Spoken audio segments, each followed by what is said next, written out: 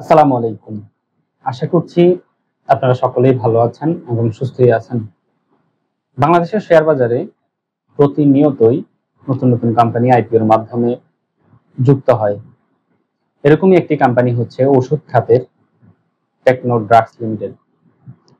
এই কোম্পানিটি শেয়ার বাজার থেকে বুক বিল্ডিং মেথডে টোটাল উত্তোলন করবে 100 কোটি টাকা, যেখানে সাধারণ বিনিয়োগকারীদের জন্য প্রত্যেকটি শেয়ারের মূল্য ধরা হয়েছে প্রিমিয়াম সহ 24 টাকা, আর যারা প্রাতিষ্ঠানিক বিনিয়োগকারী রয়েছেন তাদের জন্য রয়েছে 34 টাকা শেয়ারের মূল্য।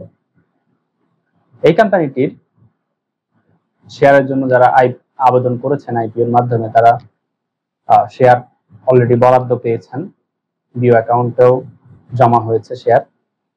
এবং এই কোম্পানিটি শেয়ার বাজারে লেনদেন শুরু করবে 14 জুলাই 2024 রবিবার থেকে। কোম্পানিটির শেয়ার বরাদ্দ করার পরে বিনিয়োগকারীরা কিছুটা হতাশ হয়েছেন, কারণ এই কোম্পানিটির শেয়ারের জন্য যারা আবেদন করেছেন তারা নিশ্চয়ই জানেন যে কোম্পানিটি সর্বনিম্ন 10,000 টাকা শেয়ারের জন্য আবেদন করা হয়েছে এবং এর গুণিতক হারে সর্বোচ্চ 10 লক্ষ টাকার শেয়ারের জন্য আবেদন করা নিয়ম রয়েছে। তো যারা 10,000 টাকা শেয়ারের জন্য আবেদন করেছেন তারা 11টি শেয়ার পেয়েছেন, এবং যারা আরো বেশি আবেদন করেছেন 1 লক্ষ টাকা, 5 লক্ষ টাকা বা 10 লক্ষ টাকার আবেদন করেছেন তারা এইভাবেই গুণিতক হারে 11 এর গুণিতক হারে আবেদন শেয়ার পেয়েছেন। যারা 1 লক্ষ টাকার শেয়ারের জন্য আবেদন করেছিলেন তারা পেয়েছেন 110টি থেকে 17টা পর্যন্ত। তো এই কম সংখ্যক শেয়ারের কারণে সাধারণ বিনিয়োগকারীদের মধ্যে কিছুটা হতাশা রয়েছে বা অনেক ক্ষেত্রে প্রশ্ন রয়েছে যে এত কম কেন শেয়ার বরাদ্দ হলো। আসলে এই বিষয়টাই, এই ছোট্ট বিষয়টা নিয়েই একটু কথা বলবো আপনাদের সাথে, বা এই বিষয়টা একটু ক্লিয়ার করার চেষ্টা করবো। যে 100 কোটি টাকা শেয়ার বাজার থেকে উত্তোলন করবে টেকনো ড্রাগস, তার মধ্যে 56 কোটি টাকা হচ্ছে সাধারণ বিনিয়োগকারীদের জন্য, অর্থাৎ 56 কোটি টাকা সাধারণ বিনিয়োগকারীদের থেকে সংগ্রহ করা হবে। আর এর মধ্যে আবার 18 কোটি টাকা হচ্ছে কোম্পানিতে কর্মরত কর্মকর্তা কর্মচারীদের জন্য, আর প্রায় 26 কোটি টাকার মতো রয়েছে যারা প্রাতিষ্ঠানিক বিনিয়োগকারী রয়েছেন তাদের জন্য। তো এক্ষেত্রে যারা কোম্পানি কর্মকর্তা কর্মচারী রয়েছেন তাদের জন্য যেই বরাদ্দ রয়েছে সেখান থেকে মাত্র 5 কোটি টাকার শেয়ারের জন্য আবেদন করা হয়েছিল। বাকি যে 13 কোটি টাকা শেয়ার রয়েছে সেগুলো কিন্তু সাধারণ বিনিয়োগকারীদের মধ্যেই নিয়ম অনুযায়ী ভাগ করে দেওয়া হয়েছে। যদি কর্মকর্তা কর্মচারীদের যেই শেয়ার সংখ্যা রয়েছে সেটা যদি ফুলফিল হতো, অর্থাৎ 18 কোটি টাকার শেয়ার যে বরাদ্দ ছিল সেই 18 কোটি টাকাই যদি আবেদন করত, তাহলে কিন্তু সিনারিওটা একটু ডিফারেন্ট হতো। অর্থাৎ যে 11টি শেয়ার পাওয়া গিয়েছে সেখান থেকে কিন্তু আরো কমে যেত শেয়ার সংখ্যা। তো এই যে 56 কোটি টাকা শেয়ারের জন্য আবেদন করেছে সাধারণ বিনিয়োগকারীরা, এর মধ্যে কিন্তু প্রায় 25 গুণ বেশি আবেদন করেছে।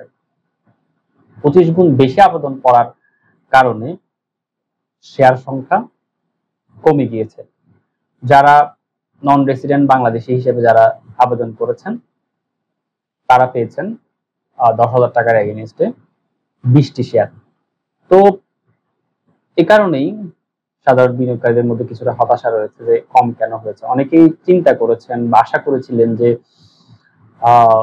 যেহেতু সেকেন্ডারি মার্কেটের অবস্থাটা তেমন ভালো যাচ্ছে না, সেকেন্ডারি মার্কেটে বিনিয়োগকারীরা কিছুটা ব্যাকফুটে রয়েছেন, কিছুটা লুজার রয়েছেন, তাই তারা চিন্তা করেছিলেন যে আইপিওতে আবেদন করে একটু সেই ক্ষতিটা পুষিয়ে নেওয়া যায় কিনা।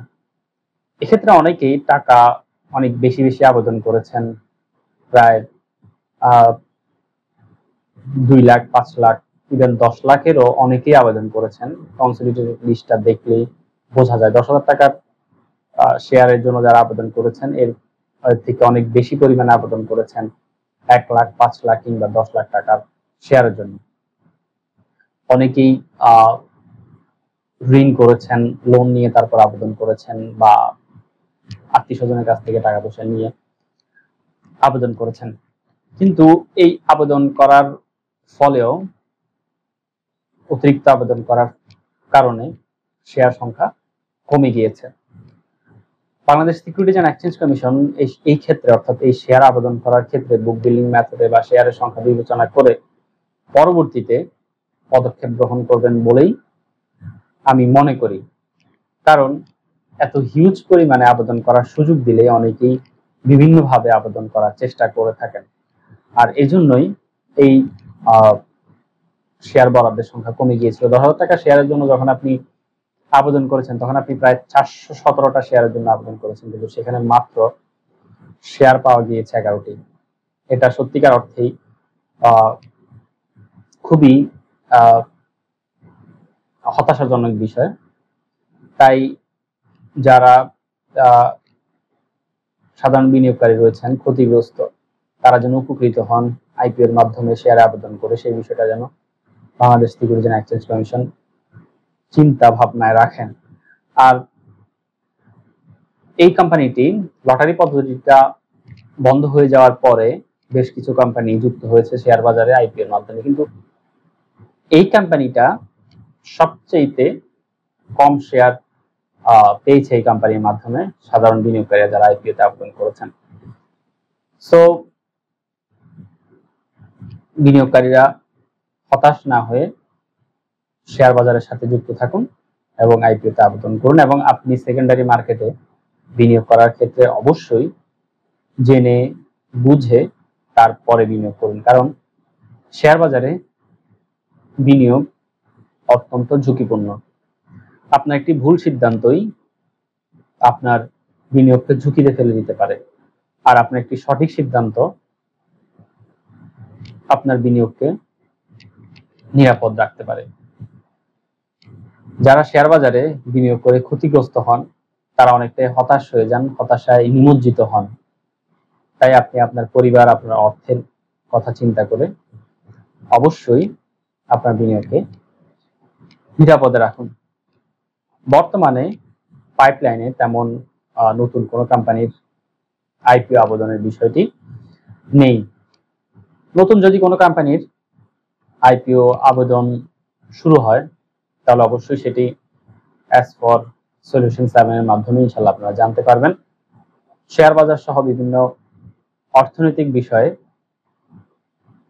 জানার জন্য অবশ্যই এই ইউটিউব চ্যানেলটিকে সাবস্ক্রাইব করে রাখুন, এবং যদি আপনি ফেসবুক থেকে দেখে থাকেন তাহলে অবশ্যই আমার এই ফেসবুক পেজটিকে ফলো করে রাখতে পারেন।